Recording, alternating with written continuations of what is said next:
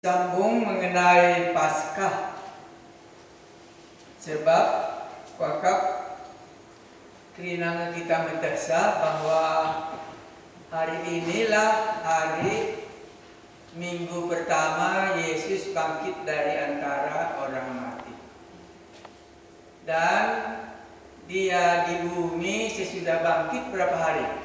40 hari ya. Berarti itu berapa minggu ya?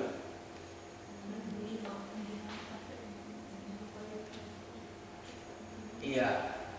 Kenapa? Karena kita akan lihat kalau begitu berapa banyak dia menampakkan diri selama dia telah bangkit dari antara orang mati. Itulah yang kita coba. Kepada siapakah permulaan kali dia menyatakan dirinya bahwa dia sudah bangkit, dan kepada siapa terakhir dia menyatakan dirinya bahwa dia sudah bangkit dari antara orang mati. Jadi ini bisa kita coba, karena tadi kita sudah mulai Injil Lukas, kita lanjutkan Injil Lukas. Iya, kita sudah ambil Lukas mengenai Paskah kita ini. Mari kita lanjutkan Lukas pasal 24. Lukas 24 ayat 36. Iya, kita tadi siang sudah berbicara mengenai Yesus berjalan bersama dengan muridnya pergi ke Emmaus. Itu tadi kita bahas, dan yang kemarin kita sudah lihat bahwa mereka pergi ke kuburan tapi nggak jumpa dia di kuburan. Maka perempuan-perempuan membawa kembali rempah-rempahnya, dan Petrus pun pergi ke sana tapi nggak juga jumpa, hanya menjumpai kain kapan yang membungkus mayat Yesus yang ada di dalam kuburan itu.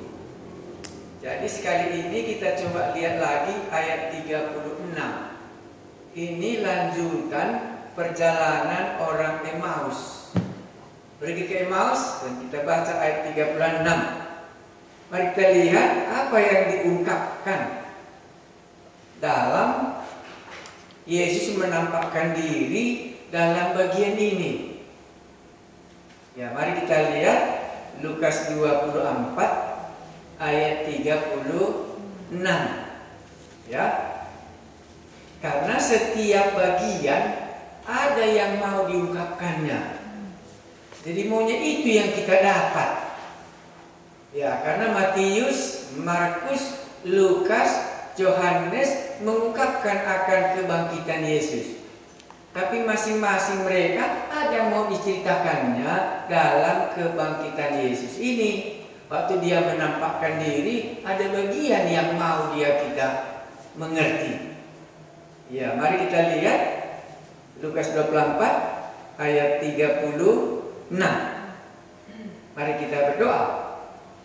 Bukalah mata kami ya Tuhan kami Yesus, supaya kami dapat melihat dan mengenal dan mengerti rahasia yang belum pernah diketahui ini, yaitu orang bangkit dari kuburan dan berjalan-jalan di bumi ini selama 40 hari menampakkan diri. Pengalaman yang belum pernah ini akan butuh sekali karunia yang Tuhan anugerahkan, sehingga kami yang terbatas ini, yang hanya tahu kalau sudah manusia mati selesai. Tetapi di hari raya Paskah ini kami akan dibawa bahwa mati itu bukan berakhir, karena ada kebangkitan. Berilah kami dapat melihat kebenaran ini, karena Yesus Juru Selamat kami mengajari kami, menyatakan ada surga pun itu cuma Yesus yang mengajarkannya. Dan bangkit dari antara orang mati juga hanya Yesus yang mengajarkannya. Karena itu kami mohon belas kasihan-Mu. supaya mata kami dibukakan dan dapat mengerti rahasia kebangkitan dari antara orang mati ini. Dalam nama Yesus Juru Selamat yang telah bangkit dari antara orang mati, kepadamu-lah doa dan puji-pujian kami. Amin. Mari kita baca. Yesus menampakkan diri kepada semua murid. Tadi pagi kedua murid ke Emmaus, salah satu namanya dibuatnya Kleopas. Jadi bagian ini nampaknya lebih banyak yang melihat Yesus sudah bangkit. Dan sementara mereka bercakap-cakap tentang hal-hal itu, Yesus tiba-tiba berdiri di tengah-tengah mereka dan berkata kepada mereka, "Damai sejahtera bagi kamu." Iya, apa yang kita dapat ayat 36 ini? Pasti kamu katakan ini sambungan ayat 35. Lalu kedua orang itu pun menceritakan apa yang terjadi di tengah jalan dan bagaimana mereka mengenal Dia pada waktu Ia memecah-mecahkan roti. Dan sementara mereka bercakap-cakap tentang hal itu, Yesus tiba-tiba berdiri di tengah-tengah mereka dan berkata kepada mereka, "Damai sejahtera bagi kamu." Masih enak bagi orang yang pulang dari Emmaus ini menceritakannya kepada murid-murid yang lain pengalamannya. Disitulah tiba-tiba Yesus datang dengan mengatakan, "Damai sejahtera bagi kamu." Di sini tidak diungkapkan apakah pintu terkunci di tempat mereka itu berkumpul, apakah di halaman depan. Enggak, itu mau diceritakannya. Yang mau diceritakannya hanya satu sisi, adalah damai sejahtera bagi kamu. Ya. Kalau di buku lain nanti kita bisa lihat kenapa ini perlu damai sejahtera. Karena mereka mengunci pintu. Karena mereka takut akan orang Yahudi yang baru menyalibkan Yesus. Dan di sini tidak diungkapkan itu. Hanya perkataannya dikutip Lukas, "Damai sejahtera bagi kamu." Waktu Kleopas dan teman yang satu lagi masih asik menceritakan pengalaman mereka berjalan dari Yerusalem menuju Emmaus, sekarang tiba-tibalah Yesus mengatakan, "Damai sejahtera bagi kamu." Iya, kurasa inilah ucapan Yesus sesudah Dia bangkit dari antara orang mati, di mana kita membutuhkan damai sejahtera dalam situasi yang berat pada hari raya Paskah di dalam penyaliban Tuhan Yesus. Ucapan ini sangat dibutuhkan, yaitu damai sejahtera. Baik, ayat 37. Mereka terkejut. Ya, jadi Lukas menunjukkan sikap secara mental. Mereka terkejut, apalagi dan takut, dan apalagi dan menyangka bahwa mereka melihat hantu. Nah, inilah yang dialami, yang dituliskan dalam Injil Lukas. Waktu Yesus katakan damai sejahtera, walaupun mereka sudah mendengar cerita Dia sudah bangkit dari orang mati yang dimulai oleh murid yang dua tadi. Tapi begitu Yesus datang di tengah-tengah mereka, mereka sangat terkejut dan sangat takut dan menyangka bahwa mereka melihat hantu. Iya. Nanti kita bisa bayangkan kenapa mereka berpikir seperti itu ya. Jawabnya Alkitab tidak tahu. Jawabnya hanya tahu mereka ini ada hantu, walaupun Yesus tidak mengajarkan hantu. Yesus mengatakan, "Aku telah melihat iblis jatuh dari langit." Itu diajarkannya. Dan kepadamu telah kuberikan kuasa. Tapi hantu, entah dari bahasa apa, itu belum tahu. Kalau di kampung kita ini juga sering kita katakan, "Awas nak, ada hantu." Jadi kedatangan itu dalam pikiran mereka ini sesuatu yang lain, walaupun dikatakannya damai sejahtera bagi kamu. Jadi dalam kebangkitan Yesus murid-murid masih sesuatu dalam pikirannya. Ya, itu yang mau diungkapkan si penulis. 38. Akan tetapi ia berkata kepada mereka, mengapakah kamu terkejut?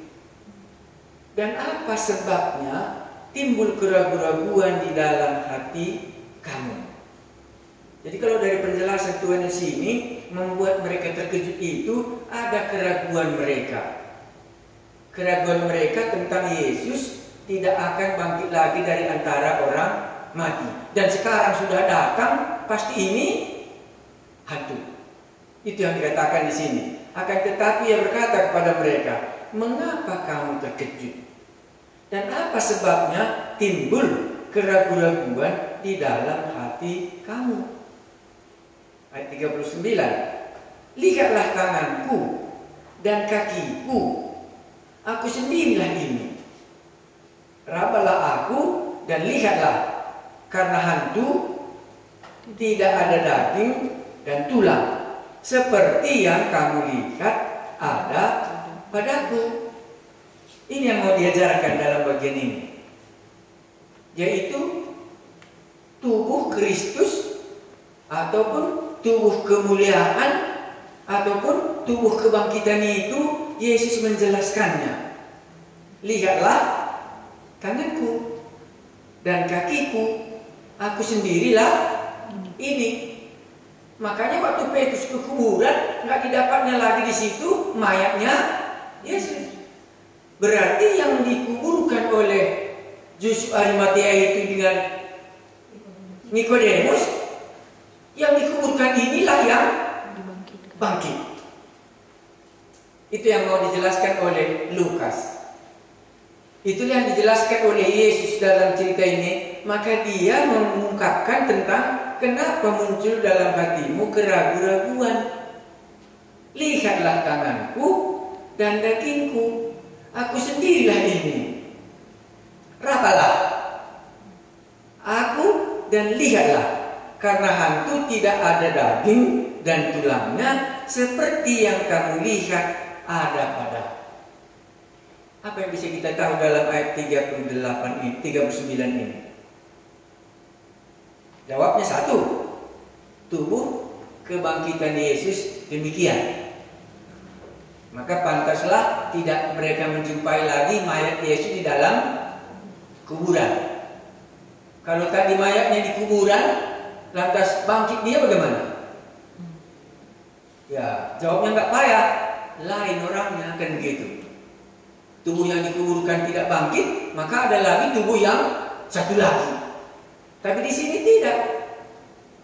Ya, hanya kita sudah tanyakan langsung, apa baju Yesus waktu mereka jumpa? Karena kain kafannya tinggal di kuburan. Jadi ini pertama sekali tentang tubuh kebangkitan Yesus diungkapkan. Waktu mereka berjalan ke Emmaus, itu nggak ada diceritakan. Yang ada diceritakan mereka jalan sama, cerita saja. Ya, di situ hanya diceritakan mereka bisa berkomunikasi dengan Yesus yang sudah bangkit dari antara orang mati. Bahasa mereka pun dia bisa mengerti. Di sana masih bisa mereka memecah-mecah roti. Marilah menginap di rumah kami. Itu yang diceritakan. Tetapi dalam pertemuan dengan murid-murid ini diungkapkannya lah mengenai dagingnya, mengenai tulangnya. Dan rabalah akulah ini. Iya, itu mungkin mirip sama dengan Thomas ya. Ya, mari kita lihat Thomas. Itu Yohanes 20 ayat 25. Iya, itu kita ingat ceritanya Thomas. Yang menjadi pertanyaan lagi nanti, yang mana duluannya? Thomas kah jumpa duluan atau Lukas ini duluan? Ya, karena di sini Thomas katakan apa? Aku tidak mau percaya kalau belum kumasukkan jariku ke lubang lambung yang disalibkan itu, katanya ya. Ayat 19, pasal 19 ayat 25. Iya. Iya kah? Ya, pasal 20. Oh, pasal 20, pasal 20 ya. Pasal 20 ayat 25. Ya, sini kita lihat Yesus menampakkan diri kepada Thomas. Apakah Thomas duluan atau murid-murid tadi? Itu nanti besok kita lihat urutan kebangkitan Yesus. Karena di dalam satu buku saya baca, itulah Thompson Bible, dia mengungkapkan 12 kali Yesus menampakkan diri kepada murid-murid sesudah dia bangkit dari antara orang mati. Nanti bisa kita lewat urutannya. Jadi ini sekarang ini belum kita membicarakan urutan. Yang kita bicarakan bagaimana Yesus menampakkan diri. Nah, di sini jumpa kita ayat 25. Ayat 25 saya bacakan. Ini juga Yesus menampakkan diri kepada Thomas. Tetapi Thomas, seorang dari ke-12 murid itu yang disebut Didimus, tidak ada bersama-sama mereka ketika Yesus datang ke situ. Jadi ceritanya dia nggak ikut. Maka kata murid-murid yang lain itu kepadanya, kami telah melihat Tuhan. Jadi bisa dilihat. Tetapi Thomas berkata kepada mereka, sebelum aku melihat bekas paku pada tangannya, dan sebelum aku mencucukkan jariku ke dalam bekas paku itu, dan mencucukkan tanganku ke dalam lambungnya, sekali-kali aku tidak akan percaya. Iya, minta to prove, minta bukti. Kalau memang tidak kulihat lubang paku itu, nggak mungkin aku percaya. Jadi langsung dibayangkannya kalau Yesus bangkit nggak ada lagi lubang paku, maka Thomas tidak akan percaya. Itulah di sini. Maka kalau kita baca, datanglah hari kemudian, kan gitu kalau kita baca 26. 8 hari kemudian murid-murid Yesus berada kembali dalam rumah itu. Dan Thomas bersama-sama dengan mereka. Sementara pintu-pintu terkunci, Yesus datang dan ia berdiri di tengah-tengah mereka dan berkata, damai sejahtera bagi kamu. Jadi ini kunci pintu. Tetapi bisa dia datang di tengah-tengah mereka dengan ucapan yang sama, damai sejahtera. Kemudian dia berkata kepada Thomas, taruhlah jarimu di sini dan lihatlah tanganku, ulurkanlah tanganmu dan cucukkan ke dalam lambungku. Dan jangan engkau tidak percaya lagi, melainkan percayalah. Jadi di sini bagi Thomas perlu lubang pakunya itu, perlu lubang lambung yang ada dalam hatinya ini. Jadi bagaimana manusia bisa hidup kalau ada lubang paku di lambungnya? Tapi itu yang diminta Thomas, dan itu yang digenapi oleh Yesus, supaya kamu bisa percaya. Ada lubang paku di tangannya. Iya. Dan di sini tadi hantu kata murid-muridnya. Iya, kalau hantu tidak ada dagingnya, tidak ada tulangnya, seperti kamu lihat ada padaku. Ya, kurasa ini cukup bagi kita belajar. Karena nanti kita akan membahas bagaimana tubuh kebangkitan kita nanti. Karena itulah yang dipergumulkan oleh orang-orang Saduki dalam zaman Tuhan Yesus. Maka mereka mencoba mau menjebak Tuhan Yesus, dibuatnya cerita ya. Menurut Musa katanya, kalau ada satu kawin dengan seorang perempuan, mati suaminya itu belum dapat anak, belum dapat keturunan katanya, maka kawin lagi dia dengan iya. Dan singkat ceritanya katanya ya, sudah kawin dengan ketujuh. Nanti waktu dibangkitkan, siapakah suami perempuan itu? Ya, makanya soal kebangkitan bukan dimulai masa Tuhan Yesus.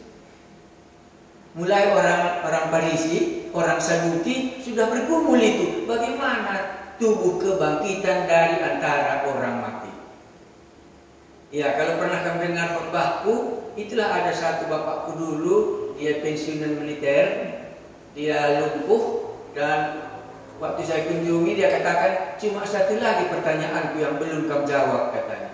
Kalau sudah ini nanti terjawab, kurasa meninggal nggak soal lagi sama aku katanya. Apa itu Pak? Bilang, waktu nanti kita bangkit, seperti aku ini kah sudah mati serapan? Bapakku pun sudah mereng. Kalau begini nanti bangkit, bagaimana menurut kamu? Dan beginilah nanti di surga terus, rugilah terlambat meninggal. Kan lebih baik kita waktu muda meninggal supaya muda nanti sampai selama-lamanya. Nah, karena dia sudah orang lagi baru, sudah bertobat dia. Bagaimana jawabnya? Pikir. Iya, karena diingatnya ada lubang paku, ada lambungnya ditusuk. Ya berarti kalau begini nanti aku bangkit dari kuburan, ya berarti semua yang kejelekan inilah nanti selama itulah aku di surga. Terlambat aku dipanggil Tuhan. Nah, jadi kan sudah adanya pertanyaan, bagaimana tubuh kebangkitan itu? Jadi tidaklah salah kalau murid-murid berpikir itu hantu, karena itu cuma dia tahu. Nah, tidak salah lah Thomas itu kalau dia berpikir soal kebangkitan, bagaimana bisa bangkit? Iya, jangan-jangan orang ini silap. Katanya Yesus padahal bukan Yesus, maka dia minta bukti. Karena cuma dia yang dipakukan, dia yang ditonjok gini perutnya itu. Kalau memang nanti itu, ya mestilah aku menjadi percaya. Ya, kita jawab malam ini atau tidak? Iya, karena nanti, jadi kujawablah bapakku itu, itulah sederhananya, kamu nggak usah kujawab ya. Jadi kujawablah bapakku itu, waktu kita nanti bangkit, kan dikatakan itu bukan tubuh yang hina lagi. Makanya 1 Korintus pasal 15 bilang, itu kan tubuh hina ini bisa menjadi sakit, bisa menjadi lumpuh, bisa menjadi tua.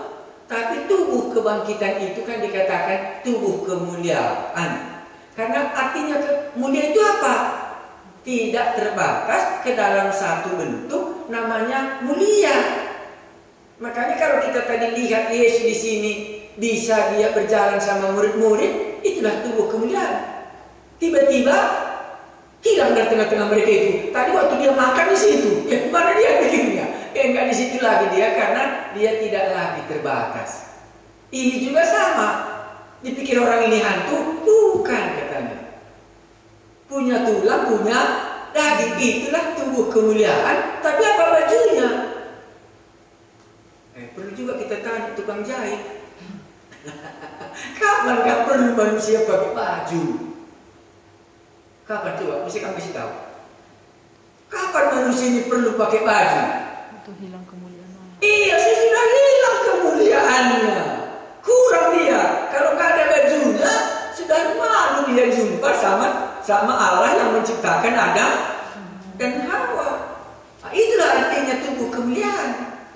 Tadi dikunci rumah, jangan bersejahtera sama kalian, kata Tuhan Yesus. Nggak lagi dia terbatas.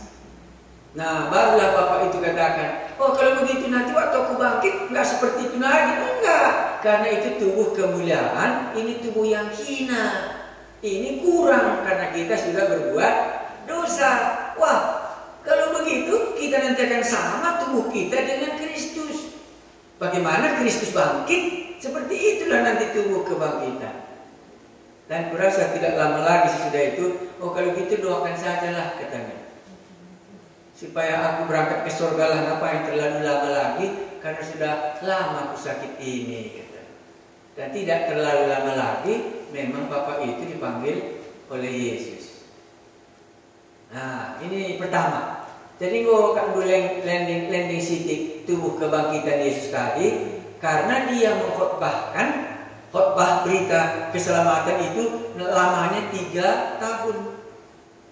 Tetapi sesudah dia bangkit dari antara orang mati, dia tidak lagi lama di bumi.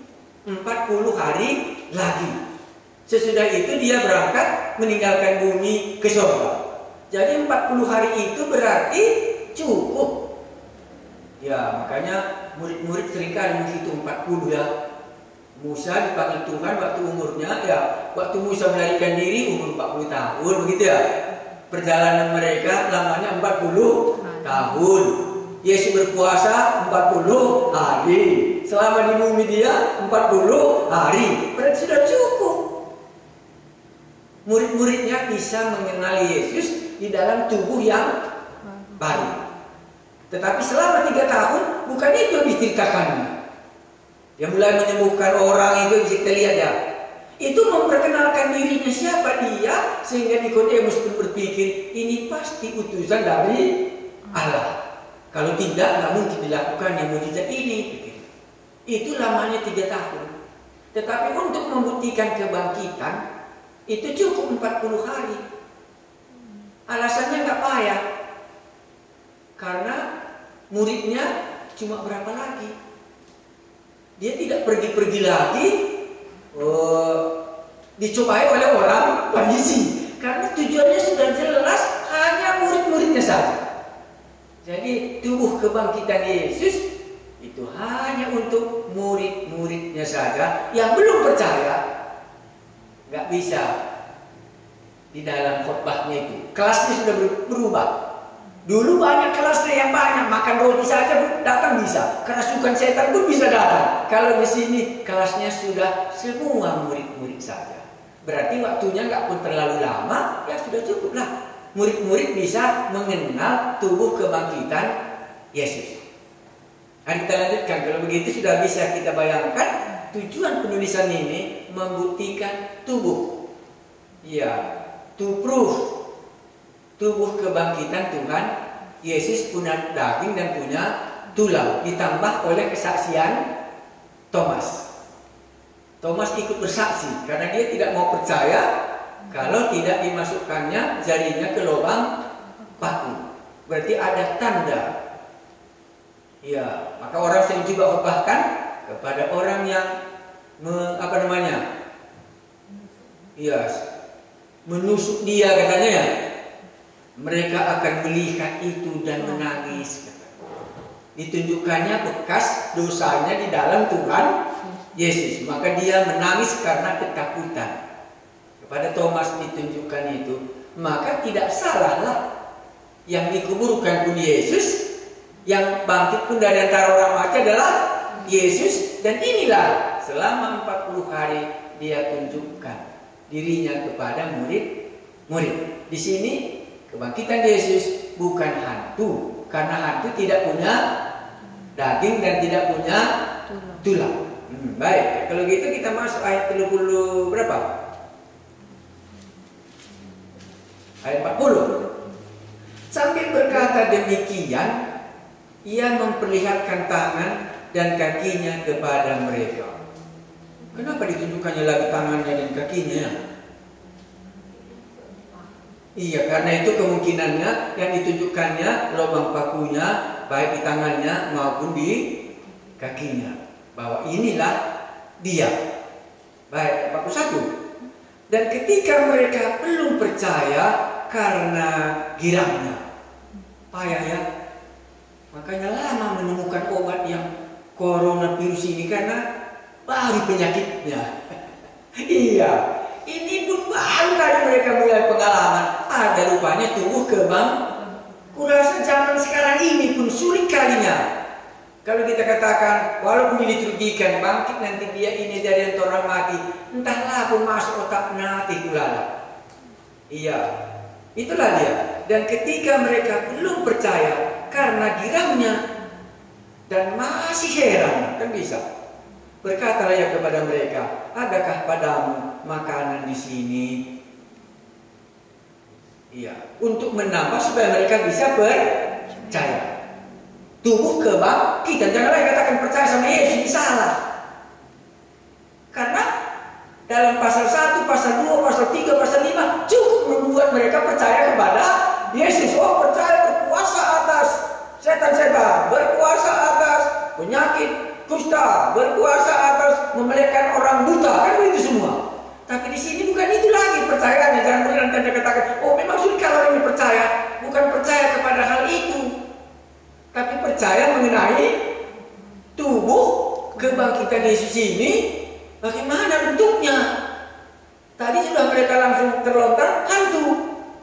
Nah, ditunjukkannya tangannya, ditunjukkannya kakinya, ditunjukkannya akulah ini, dialah ada dagingku, ada tulangku. Tapi masih juga mereka, apa katanya tadi?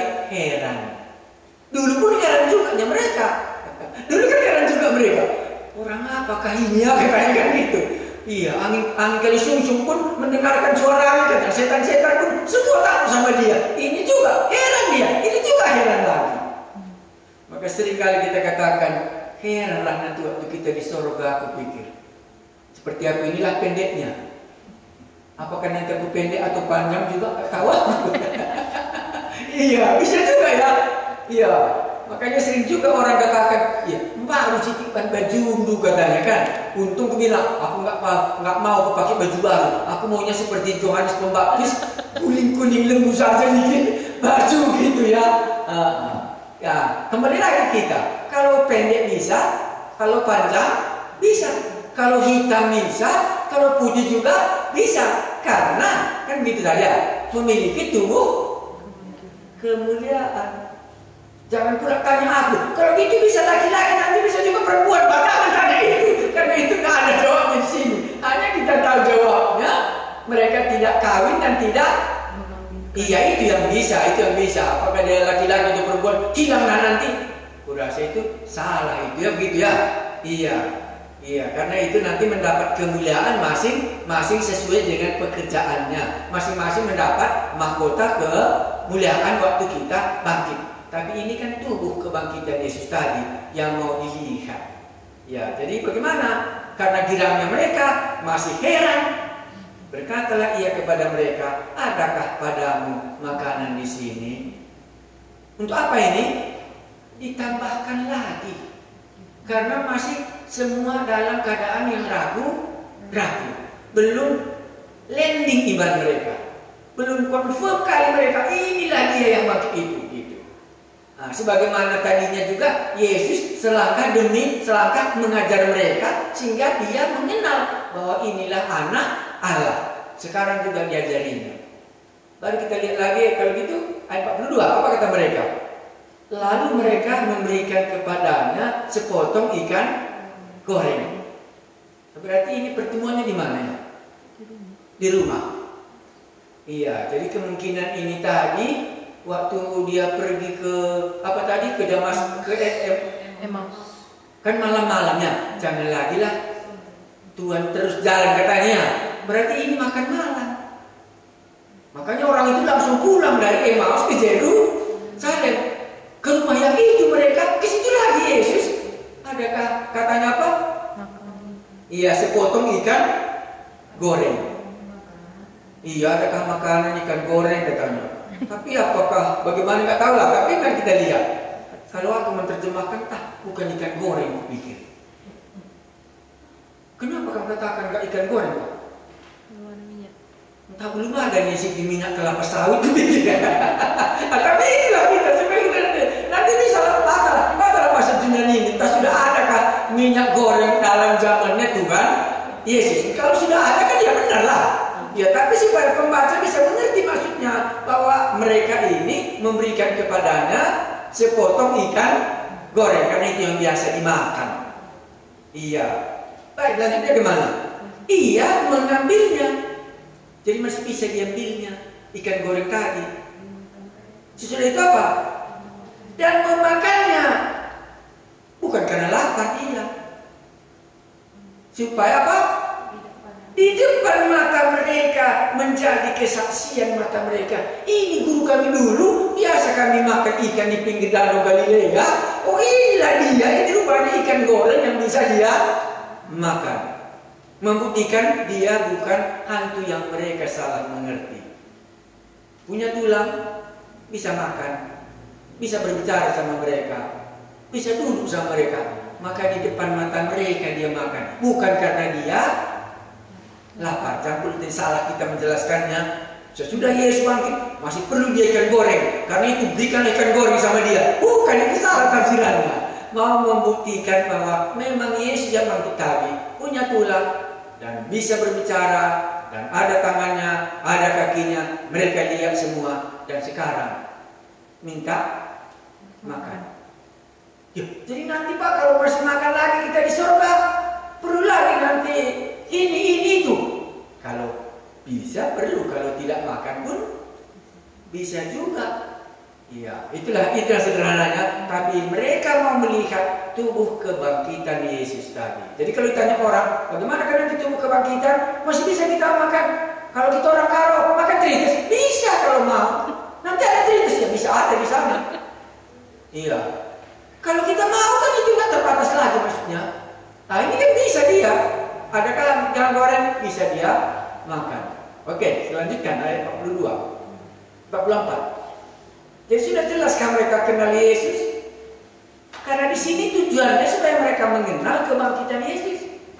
Mujizat dan mengajar dia, supaya mengajar mereka bisa mereka mengenal Yesus dan bisa mengenal kuasanya. Ini mau mengajar mereka soal tubuh kebangkitan itu bagaimana? Ayat 44. Ia berkata kepada mereka, inilah perkataanku yang telah kukatakan kepadamu ketika aku masih bersama-sama dengan kamu, yaitu bahwa harus digenapi semua yang ada tertulis tentang aku dalam kitab Taurat Musa dan kitab Nabi-Nabi dan kitab Mazmur. Diulanginya khotbahnya ya. Ini mengenai penderitaannya. Ini kan diulangi tadi juga sebelumnya ya, bahwa Mesias itu harus mengalami penderitaan dan harus begini dan harus begini, dan ini sudah genap. Genap maksudnya sudah terjadi semuanya, maka jadi fase yang baru. Jadi pikiran mereka masih berbicara soal Mesias yang tidak bisa menderita. Karena kami berharapkan gitu tadi khotbahnya ya, bahwa dialah menjadi pemimpin kami untuk membebaskan kami dari umat Israel. Semua sudah berlalu. Iya, makanya kita bisa lepas daripada penjajahan Romawi. Kerajaan Allah segera berdiri di Yerusalem. Sudah. Sekarang mereka sudah melihat Mesiasnya. Iya, makanya harus digenapkan apa yang dikatakan oleh Nabi, apa yang dikatakan Taurat Musa dan Nabi-Nabi dan kitab Mazmur tentang penderitaan. Dan sekarang masuklah fase yang baru, di mana Yesus betul-betul memang Mesias yang hidup. Karena mereka menuntut apa? Kalau kamu Mesias, turunlah dari kayu salib. Petrus juga sama. Tidak mungkin itu terjadi kepadamu. Karena bagi dia, Yesus Mesias kapan pun tidak bisa mati. Sekarang sudah digenapi. Yesus yang mereka cari itu, Mesias yang mereka cari itu, sudah digenapi. Itulah sebabnya. Maka kamu lihat hari ini telah hidup kembali. Itu yang mau dikatakan oleh Yesus dalam cerita ini. Bahwa memang Mesias itu hidup sampai selama-lamanya. Sudah digenapkan. Dan mereka lupa lembah kematian. Dan sekarang Mesias mereka sudah yang hidup. Kapanpun tidak akan lagi dikalahkan oleh maut. Itulah sebabnya maka surat Ibrani mengatakan dalam ketika waktu dia harus mengalami penderitaan untuk menebus dosa umatnya. Itulah di sini. Itu maka dikatakan sudah genap apa yang tertulis tentang kitab Mazmur. Tentang aku semua harus digenapi. Kan begitu katakannya ya. Semua yang ada tertulis tentang aku dalam kitab Taurat Musa dan kitab Nabi dan kitab Mazmur harus digenapkan semuanya. Barulah mulai ayat 45. Ayat 45 apa dikatakannya? Lalu ia membuka pikiran mereka sehingga mereka mengerti kitab suci. Ya, kalau waktu kita belajar Markus kita ingat rahasia kerajaan Allah diberikan kepadamu, tetapi kepada orang lain diberitakan dalam perumpamaan supaya walaupun mereka melihat tapi tidak melihat, walaupun mereka mendengar tapi mereka tidak akan mengerti. Di sini yang lain. Lalu ia membuka pikiran mereka. Kalau ayat 31 apa?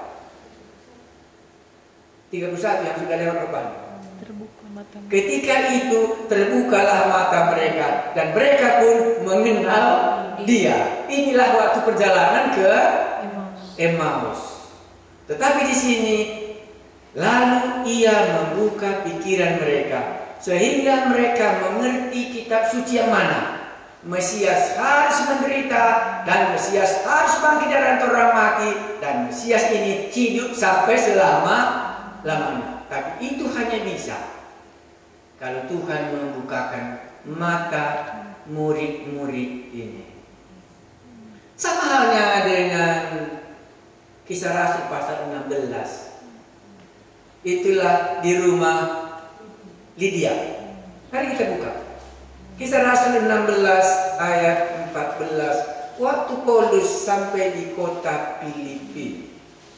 Jadi bukan saja teologi Paulus mengungkapkan hal Allah membuka hati, tetapi Yesus juga membuka hati mereka sehingga mereka bisa mengerti kitab suci. Kitab suci yang mana? Kitab Musa, kitab nabi-nabi, kitab Mazmur berbicara soal Mesias. Kisah Rasul 16 ayat 14. Iya kan? Iya, kita baca. Seorang dari perempuan-perempuan itu yang bernama Lydia turut mendengarkan. Dia seorang penjual kain ungu dari kota Tiatira yang beribadah kepada Allah. Tuhan membuka hatinya sehingga ia memperhatikan apa yang dikatakan oleh Paulus. Sesudah itu ia dibaptis bersama dengan seisi rumahnya. Ia mengajak kami berkata kepadanya, "Jikalau kamu berpendapat bahwa aku sungguh-sungguh percaya kepada Tuhan, marilah menumpang di rumahku." Ia mendesak sampai kami menerimanya. Tuhan membuka hatinya sehingga dia itu bisa percaya dan mengerti apa yang disampaikan oleh Paulus. Sama, di sini juga Tuhan Yesus yang membuka hati mereka sehingga mereka bisa mengerti kitab suci. Apa yang kita mau ambil kesimpulan? Bolehkah kita katakan, Tuhan, kalau Engkau tidak membuka hatiku, kubaca pun kitab nabi-nabi ini, kubaca pun kitab Mazmur ini, kubaca pun tentang kitab Musa, mulai dari Kejadian sampai kitab Ulangan, nanti nggak kulihat di dalamnya artinya. Tetapi kalau Tuhan membukakannya, maka berulang kali kita dapat berpikir, kerajaan Allah itu merupakan rahasia dan itu hanya diberikan kepada orang yang kecil, katanya. Matius pasal 11 ayat 25 dan 26. Dan disinilah Tuhan membuka mata murid-murid ini sehingga dia dapat mengerti kitab suci.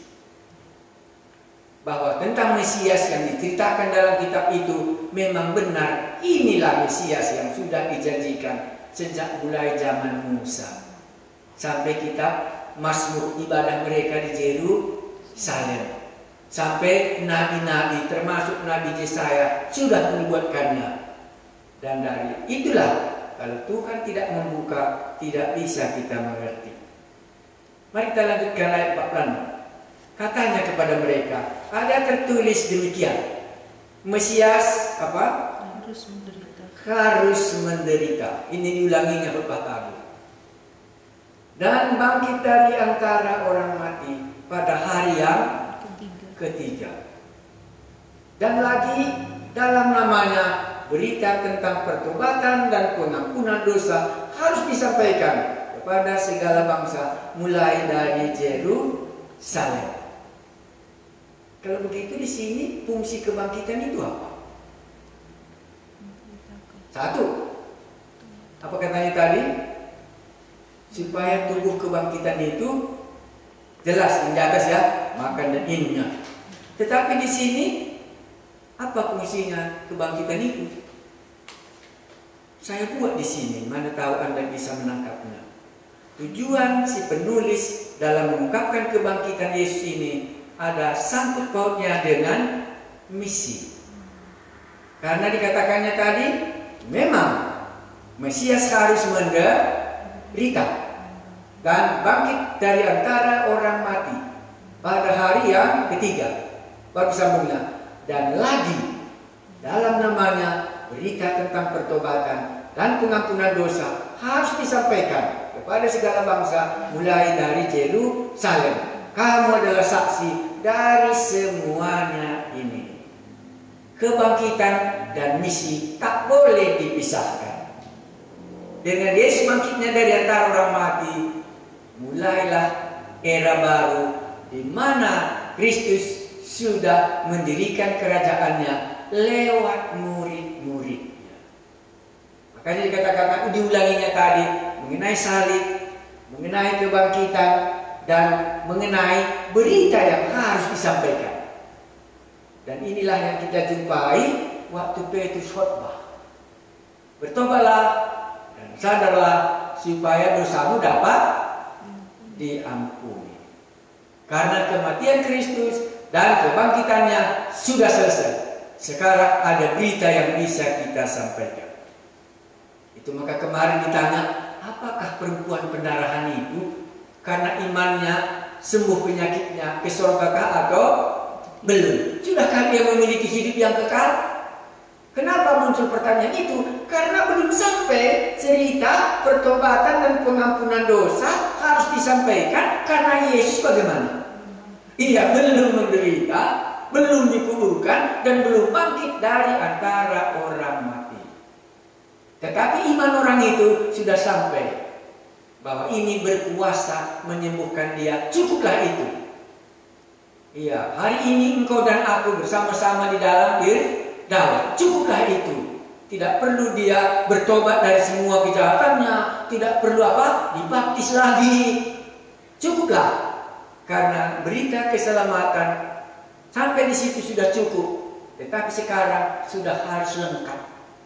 Karena Yesus sudah dikuburkan dan sudah bangkit dari antara mati, maka ada kabar baik bagi dunia ini. Dan lagi dalam namanya berita tentang pertobatan. Apalagi berita pengampunan dosa harus disampaikan kepada segala bangsa, mulai dari Yerusalem. Kamu adalah saksi dari semuanya ini. Saksi yang mana? Saksi Yesus sudah bangkit dari antara orang mati. Dan di dalamnya ada pengampunan dosa. Inilah anak domba Paskah yang sudah disembelih itu. Dan sekarang dia sudah bangkit, dia berkuasa atas maut. Upah dosa adalah maut. Sudah dikalahkan juru selamat ini. Inilah khotbah. Itulah dikhotbahkan oleh Simon Petrus dalam Kisah Rasul pasal 3 ayat 19 sampai 21.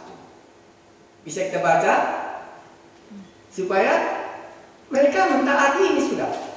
Karena ini yang dia sampaikan kepada murid-murid, dan inilah yang disampaikan oleh Simon Petrus waktu dia khotbah di Yerusalem sesudah menyembuhkan orang yang lumpuh itu.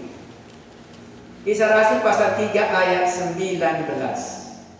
Karena itu sadarlah dan bertobatlah supaya dosamu dihapuskan, agar Tuhan mendatangkan waktu kelegaan dan mengutus Yesus yang dari semula diuntukkan bagimu.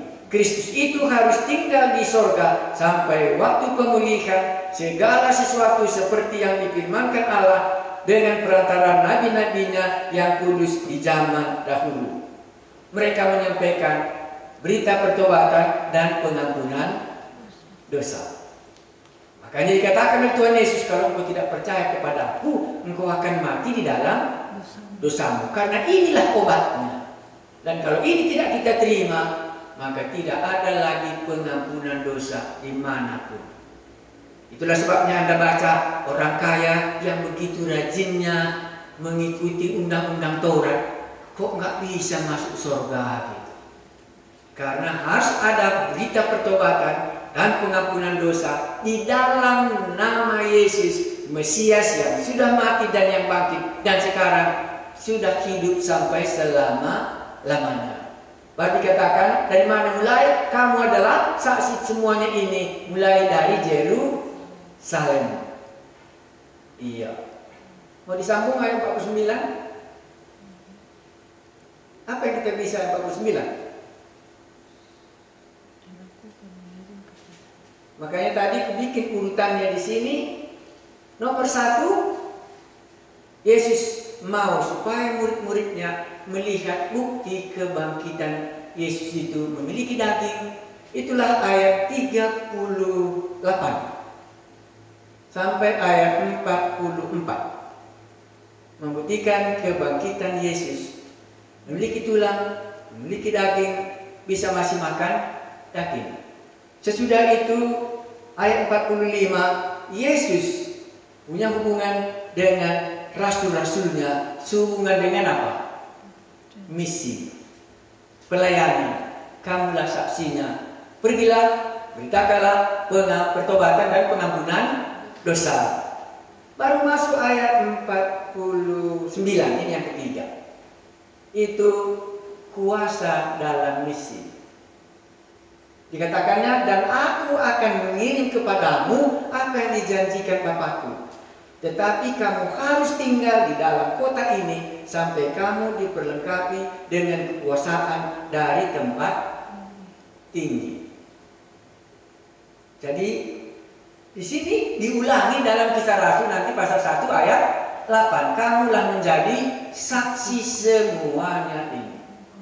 Maka tujuan menulis tentang Yesus menampakkan diri di sini supaya murid-muridnya melanjutkan misi itu. Kalau memang mereka sudah benar mengenal Mesias yang menderita dan yang bangkit ini, dan tubuh kebangkitan mereka sudah miliki, inilah harus menjadi bagian mereka. Tapi satu lagi, mereka harus tunggu. Itulah kuasa yang diberikan kepada mereka untuk mengabarkan Injil. Inilah tujuan penulisan. Bagaimana Yesus bangkit dari antara orang mati. Tubuh kebangkitannya bagaimana? Baru hubungannya dengan murid-murid supaya mereka menjadi saksi. Dan sesudah itu dia katakan, kamu akan menerima kuasa dan kamu menjadi saksiku.